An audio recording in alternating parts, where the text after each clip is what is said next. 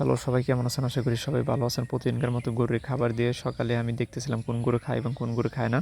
তো এর মধ্যে আব্বা দেখি ডাকতেছে, তো আমি এখন এদিকে আইসা দেখি আব্বা গাছের ডাল কেটে পাতাগুলো জুড়তেছে। তো পাতা জুড়তেছে, আমার যেহেতু কাজ আছে আমি তাড়াতাড়ি করে খ্যার কাটতেছি। তো তাড়াতাড়ি করে খ্যার কাটা শেষ করে আব্বা এবং ভাইনাকে সাথে করে নিয়ে গেছে অন্য একটা পুকুরে ছাম সংগ্রহ করার জন্য। ছামগুলো সংগ্রহ করতেছিলাম।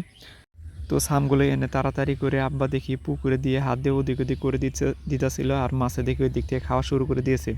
তো আমার দেখে ভালোই লাগতেছিল। আমি কিন্তু অন্য খাদ্যের পাশাপাশি পুকুরে কিন্তু ছাম ব্যবহার করে থাকি। যে খাদ্য মূলত আমি ব্যবহার করে থাকি সেটা দিলে ওই খাদ্যটা পুকুরে মাছ দ্রুত বৃদ্ধি পায়। এবং এখানকার কাজ শেষ করে আমি তাড়াতাড়ি করে আবারও চলে আসি গরুর গোয়ালে কাজ করার জন্য। দেখি গরুর গোয়ালে এই অবস্থা।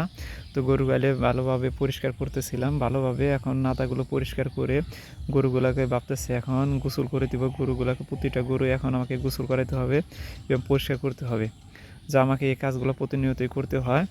তো গরু যারা পালে তারা জানেন কতটুকু গরুর পিছে প্রতিদিন সময় দিতে হয় এবং কতটা পরিশ্রম করতে হয়। তো সবাই ভালো থাকবেন, আবার দেখা হবে নতুন কোনো ভিডিওতে। এই প্রত্যাশা হলো। আসসালামু আলাইকুম।